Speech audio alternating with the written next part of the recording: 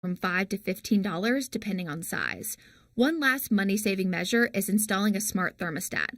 While these cost more upfront, they can be programmed to automatically lower the temperature in your home when no one is there or overnight.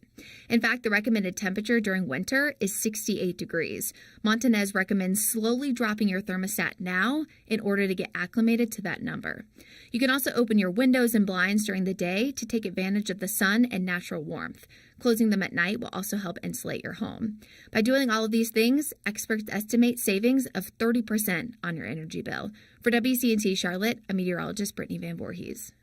WCNC Charlotte. Weather is a kind of science that you get to see and experience every day. And I think some people don't even realize how much it affects them. That weather has a huge impact on how it threatens your family, your livelihood, or your home. So I think it really is one of those defining things we do that really affects everybody in our community. See the difference. That process of giving you a warning ahead of time and keeping you and your family safe is really important to me because I live here too. It's my family, it's my friends, it's my neighbors.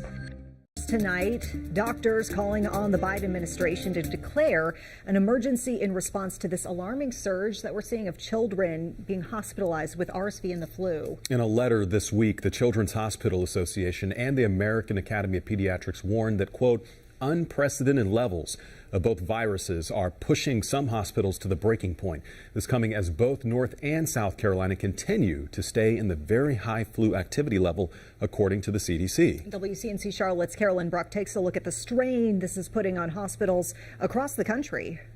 Overwhelming right now in so many ways. According to the CDC, infants 6 months and younger are getting hospitalized with RSV at 11 times the rate than before the pandemic. The burden of infection in children is very high right now. The agency also says flu hospitalizations are at a decade high, with children and the elderly most at risk.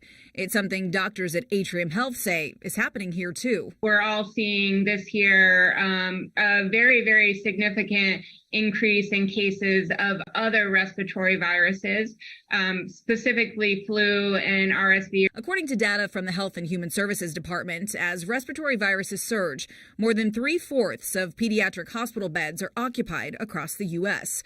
So what would an emergency declaration do?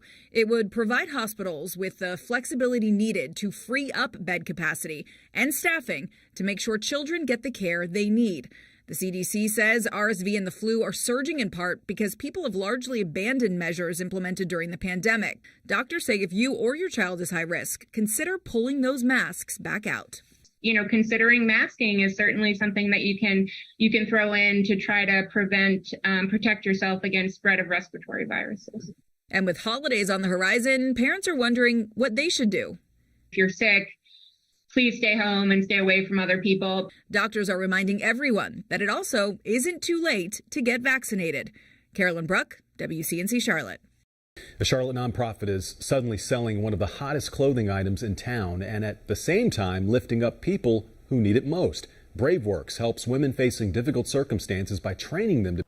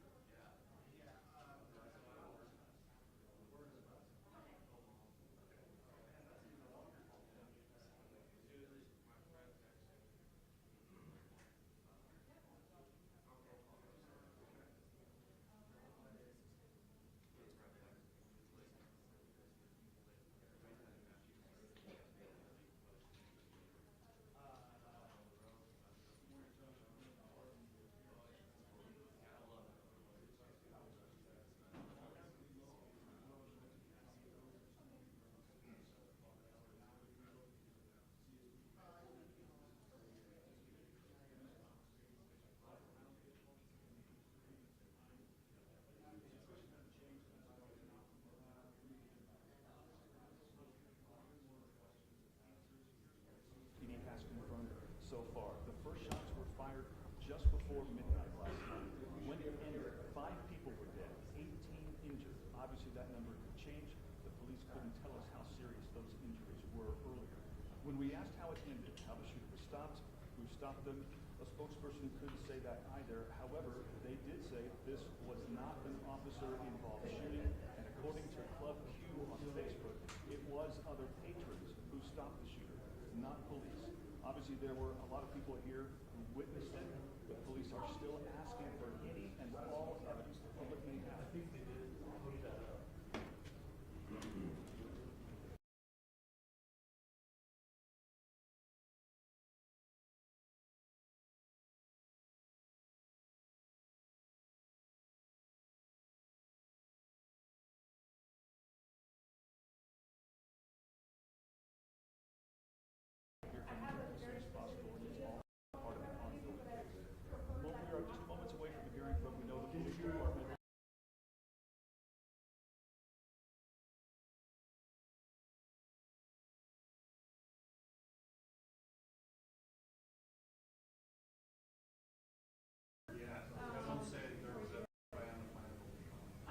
That's what I was asking, because I want to give it just to you guys. So give us a few minutes to finish getting all this set up, and then we'll get ready here in just a minute.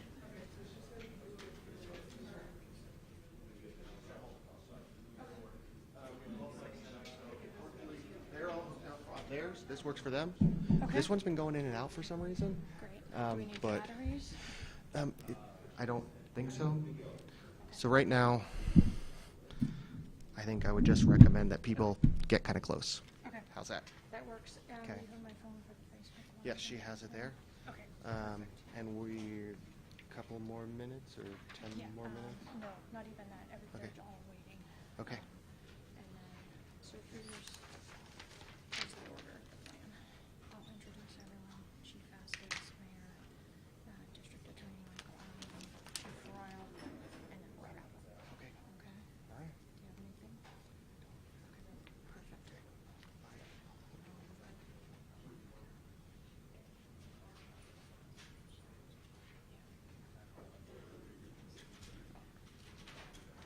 Yeah, no, she typed. Oh, yeah.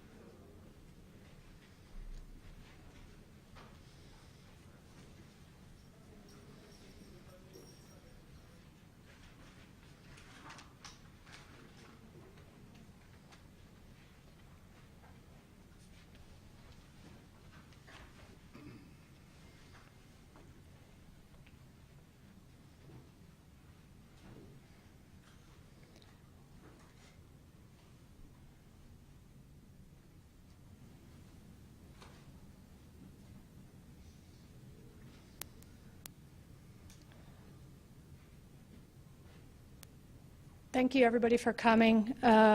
We already kind of have a plan for this, so Colorado Springs Police Department Chief Adrian Vasquez will talk first, followed by Colorado Springs Mayor John Suthers, District Attorney Michael Allen, and Colorado Springs Fire Department Chief Royal will also have some words. I'll then come back up. We'll take a couple of questions in regards to the information that we share with you today. Please understand that this is very early in a complex and ongoing investigation, so there are some things that we simply cannot talk about for various reasons. There were some questions that I was asked earlier this morning when we did our initial briefing on scene. I wanted to provide some of that information to you guys now. The initial call for service, which is what we define as when a citizen calls in to the communication center at the Colorado Springs Police Department, was received at 11:56 and 57 seconds p.m. last night. The initial officer was dispatched at 11:57 p.m. The first officer arrived in the area at 12 a.m. and the suspect was detained and subsequently taken into custody at 12:02 a.m. Please understand that all of the numbers that we are providing are preliminary. They are changing. We have had additional people drive themselves to the hospital. So everything that we're giving you is the information we have at this moment to the best of our knowledge, but it is subject to change. If you were not at the initial briefing, the numbers will be shared with you again today. With that, I will have Colorado Springs Police Department Chief Adrian Vasquez.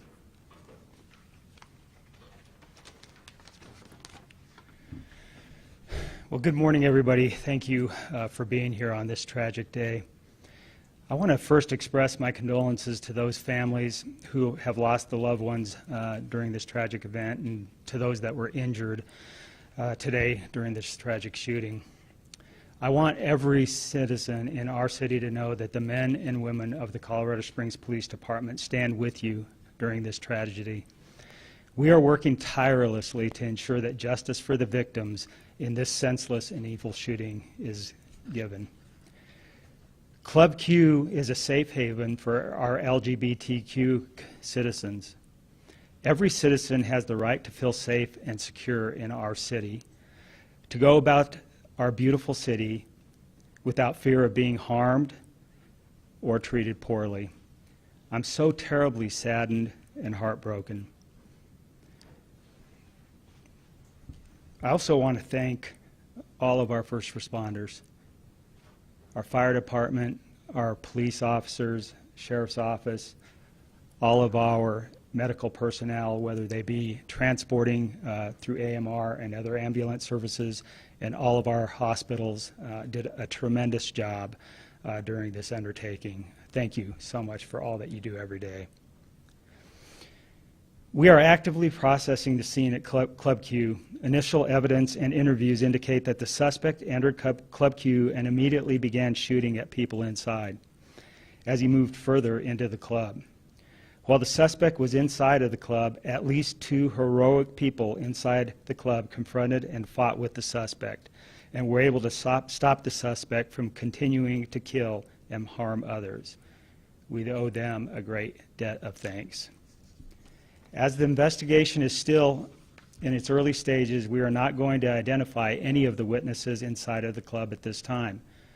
The FBI is already on scene and assisting with the investigation. We are also working to identify the victims who have died and notify their families. Please be patient with the identification of the victims, as a first priority is to the victims' families. We have numerous detectives and officers interviewing witnesses and victims. We have multiple victim advocates also meeting with the victims who have been injured. These advocates will also be meeting with the families of those victims who have died.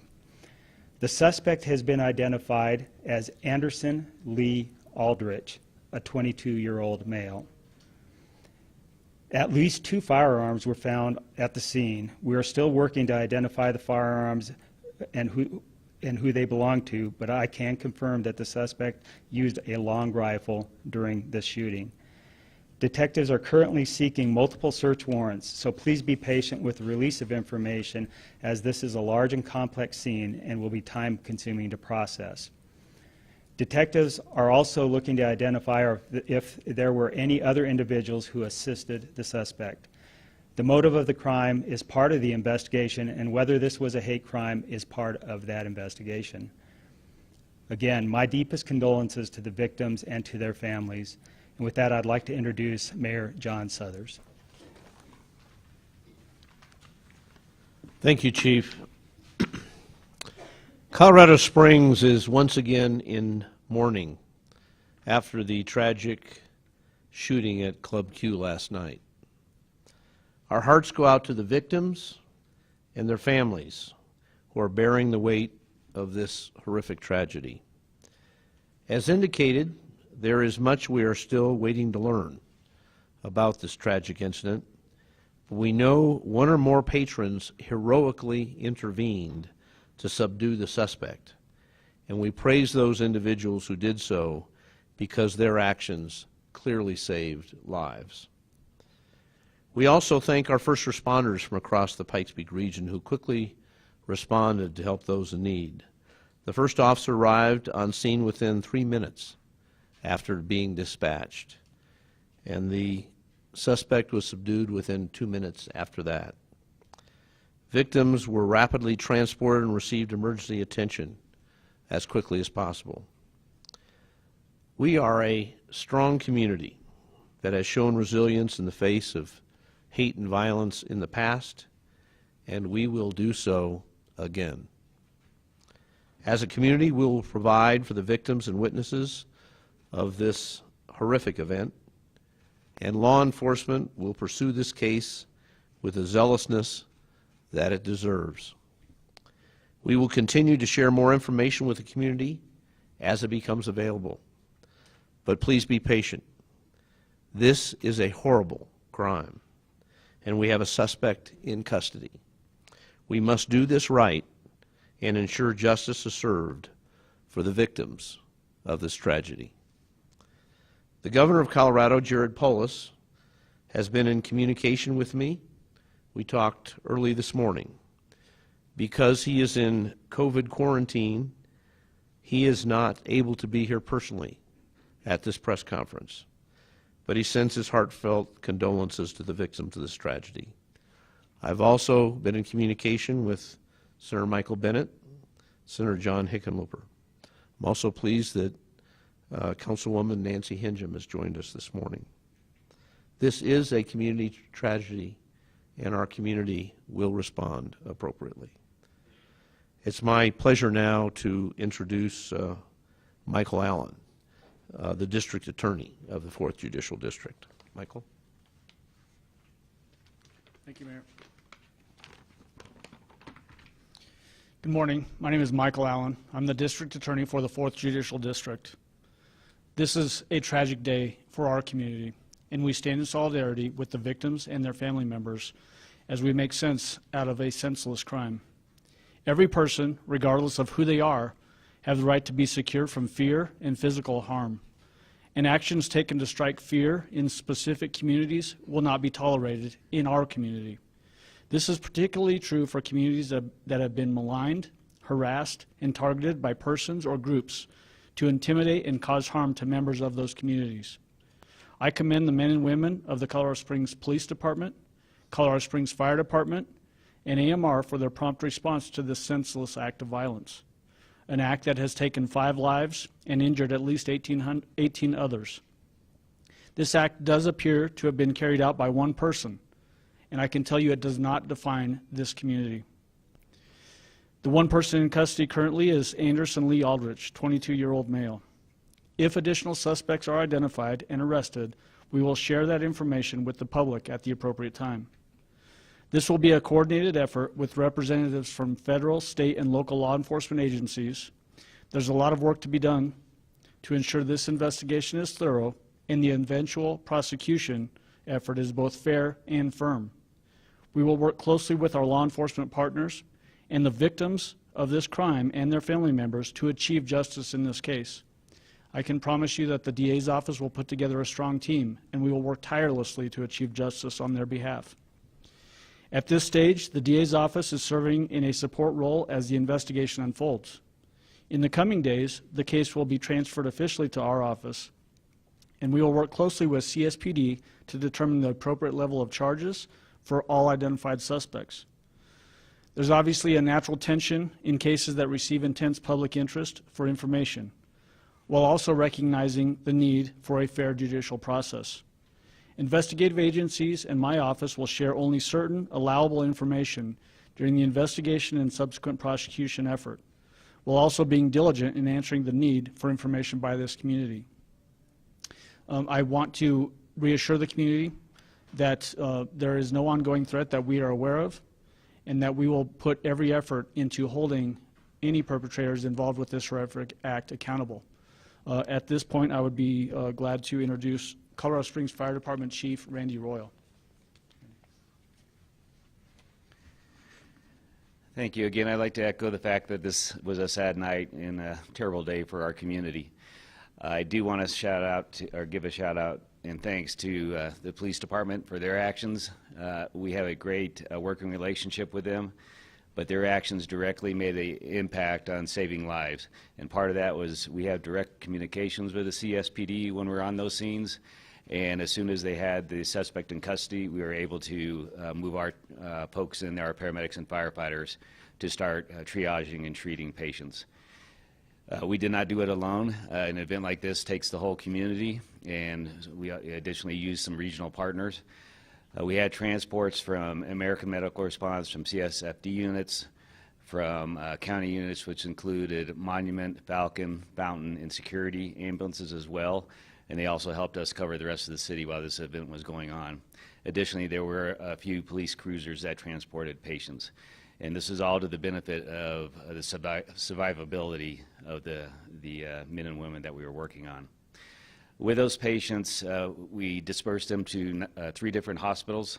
Penrose Hospital received 7 of the patients. Memorial Central received 10, and Memorial North received 2.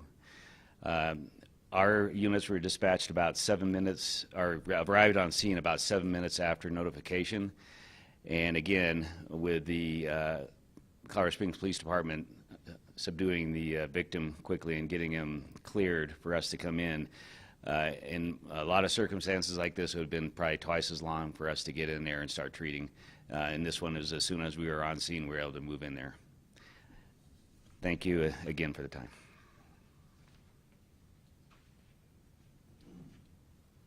We'll have an additional person who's been able to join us.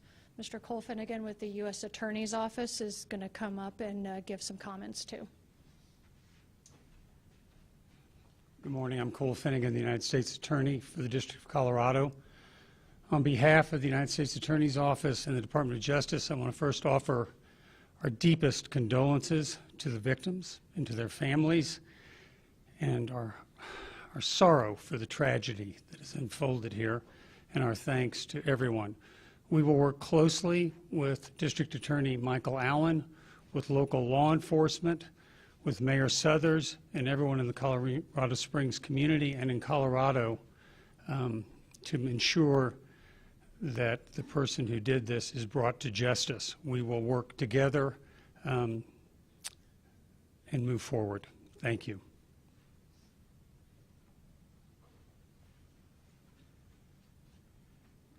So at this time, we'll take questions. I would also like to acknowledge that FBI ASAC, Leonard Carollo, is here, as well as representatives from Penrose Hospital, if there are questions that would be specifically and best answered by them. Again, please remember that this is very early in the investigation. Sir? Is this being investigated as a hate crime, and how many people were in the club at the time of the shooting? So the question was, is this being investigated as a hate crime, and how many people were in the club at the time of the shooting? Both of those are part of the investigation. With it being so early, we're not at a point where we can label this investigation as that. How many people?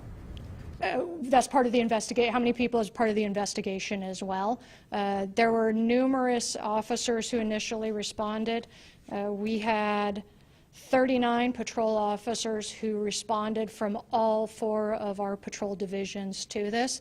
They have interviewed numerous people along with the detectives, but having an actual number of how many people were in there will take a bit. Ma'am? Was the shooter previously known to the FBI or to CSPD during previous criminal actions or reports or anything like that? Their interactions with law enforcement will also be part of the investigation. 5 dead, 18 injured. Does the 18 include the suspect, or is that besides the suspect? It does not. We separate the suspect from the victims who are injured. Could you describe the suspect's situation right now, the nature of his injury, and at what point he's released from the hospital? So when he would be released is a medical decision. That wouldn't be proper for me to speculate on when the doctors will make that decision. And then your second question, repeat for me? Just the nature of the injuries, and I think you answered, the suspect is still in the hospital right now. Correct. They are at a local hospital. And the extent of injuries, I do not have.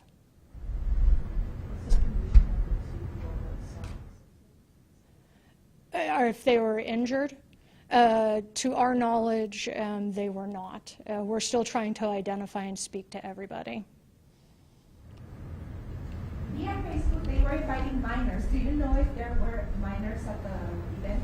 That's the first I've heard if there were minors at the event. I do not know about that. Could you discuss the nature of the injuries to the 18? Yes. Well, sir, would you like to come up for Penrose and speak to them? And then we also have somebody to be able to speak from UC Health Memorial Hospital, Dr. Steinbrenner. Hello, I'm Dr. Bill Plouth, Chief Medical Officer for Penrose Hospital, and this my colleague, Dr. David Steinbrenner, we work CMO together of UC Health. Quite a bit. So. Correct. So I can speak for Penrose Hospital. We've taken care of 7 members of our community. 2 remain in critical care, but are in excellent hands. The other 5 patients mainly had extremity injuries, and 2 have already been treated and released back to the community, and then the others have been admitted to the hospital or are still undergoing treatment for that. Their injuries as life-threatening? Critical implies life-threatening, but I'm not in a position to share more about their specific injuries. Very similarly, we take care of the patients. They go into the ICU. They have injuries from multiple gunshot wounds and the like. What the nature of those injuries are, though, we're all precluded from talking about because of HIPAA and the requirements to keep confidentiality about that, but we do want to give you some information that we have. Both trauma teams at both hospitals were spun up and responded. The ERs responded, and we're able to take care of this very rapidly and get the patients taken care of as well as we could at the time. So, how many patients did you have? We ended up having 10 total. We are currently taking care of 10 patients in the hospital right now, as I understand it. So you won't say anything critical? No, we do have patients in critical condition as well, but like anything else, it's a moving target, and there's a lot of personal information about people, so we try to keep that to a minimum, but we have people that we're taking care of, and we have all of our physicians actively taking care of everybody as appropriate depending upon their injuries. So how many were critical last? So go ahead. The question is, how many people do we have in critical condition currently right now? I don't have a specific number for that exactly, but we have several people who are being taken care of in our ICU at the moment. So.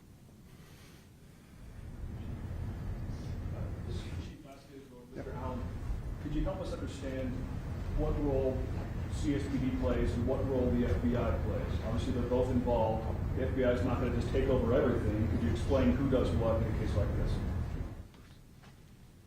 So I'll talk about the investigation, and then DA Allen can kind of come up and talk about prosecution if that works. So the question is, what role does the FBI play, and then what role does CSPD play? From an investigative perspective, we've always had an incredible relationship with the FBI. We have a lot of resources that bring to bear for the investigation, so our detectives from our violent crimes unit, our homicide unit, will take on the lead role from the investigative process. However, the FBI also has a tremendous amount of resources in investigation as well as crime scene processing, as an example. So we will come together, work together, and process the scene and just utilize both resources. However, CSPD is the lead from an investigative perspective, and then DA Allen can speak on prosecution. So it's always fantastic that we have a really good relationship with our federal partners, both Cole Finnegan's office and the FBI. It is fairly routine that if there are any FBI agents involved in the investigative process, they will serve as witnesses in the state prosecution. And I can tell you that we have a strong interest in prosecuting this case in the community. It's important that this community see that this perpetrator is held accountable appropriately for his actions. It's also worth noting, though, that everybody that's charged with crimes, as will happen in this case, is presumed to be innocent until proven guilty beyond a reasonable doubt. It's always important to include that caveat. There was a previous question about hate crimes investigation aspect. This will be investigated and is being investigated in that lens. But I can tell you that the current bias-motivated crime statute in the state of Colorado provides some elevation, but will not elevate beyond what will likely be charges in this case, which will likely include first-degree murder, extreme indifference murder, those types of charges, which are all Class 1 felony murder charges. So the bias-motivated crime statute doesn't really come into play in this case because it doesn't elevate it beyond what we have as the very top-level charges. As to your question, though, about the federal involvement, I hope that answered your question. Chief Vasquez, so there was an Anderson Lee Aldrich involved in a bomb threat in the Lorson Ranch neighborhood in 2021. Do you know if this is the same individual, and could you spell the individual's full name, please? So our investigators, our detectives, are looking into the history of Mr. Aldrich at this point in time. However, I don't have that information with me. His full name is, let me find it in my notes here.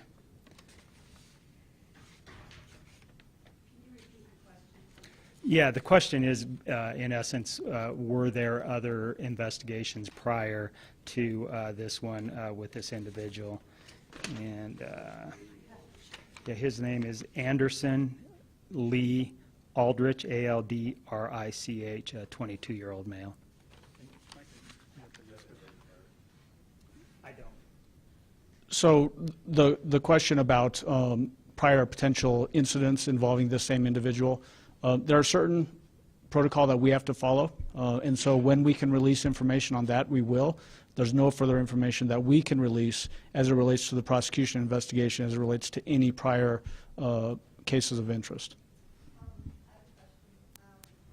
Was there a bouncer at the door of the nightclub, or was the suspect just able to walk in with a long gun?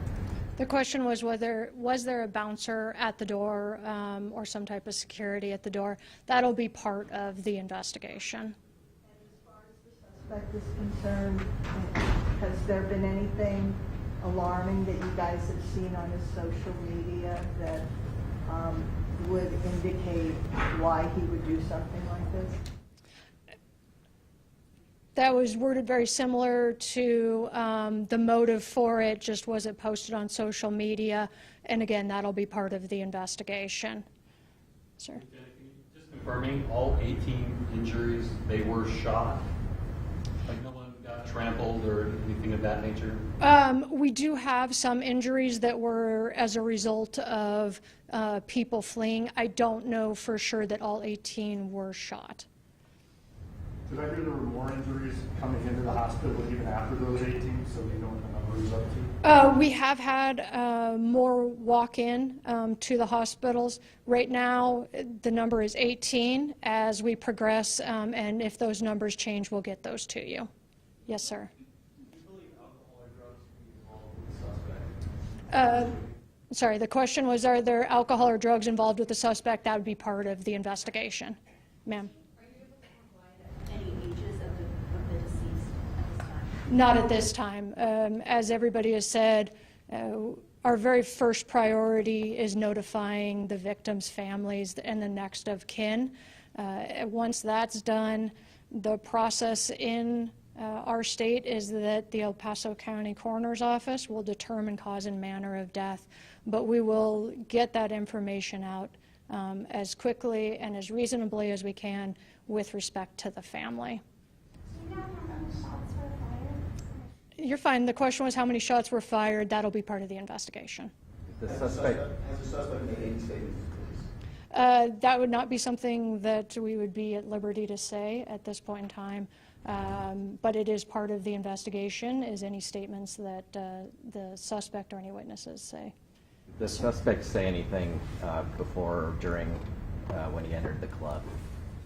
I don't know, but that would, again, would be part of the investigation, ma'am. Part of the investigation. The question was, does the suspect have a high-capacity magazine? The prior question was anything said before entering the club? Again, all of that will be part of the investigation. Chief Royal's numbers correct. I think there were 19 transported, but 18 survivors, which is why at least one died in the hospital. Can you clarify how many were pronounced at the scene and how many might have died in the hospital? We have one that has died at a local hospital. How many at the scene is they're still processing? It's all of our initial numbers at this point. Was this some sort of event happening either earlier in the day or in these nighttime hours, or was it just a typical night? Was there a big Your question is, was there a specific event at the club? I don't have that information. This club is not a problem. It is a safe haven for members of our community. So we are all shocked and saddened that this occurred here this last night. Describe the event in 2021 at Lorson Ranch where this suspect possibly was involved. It seems like you all have had interactions with this man before. So I believe DA Michael Allen already addressed any prior or past contact with law enforcement, and as I said, all of that's part of the investigation. Anything else specific to what we've shared today? So if you can please follow our Twitter account, we will be sending out the next time we're going to have updated information, and if that's going to be released through a press conference or through a news release. For everybody, I will also get you names and spellings of all the speakers that were here today. Thank you.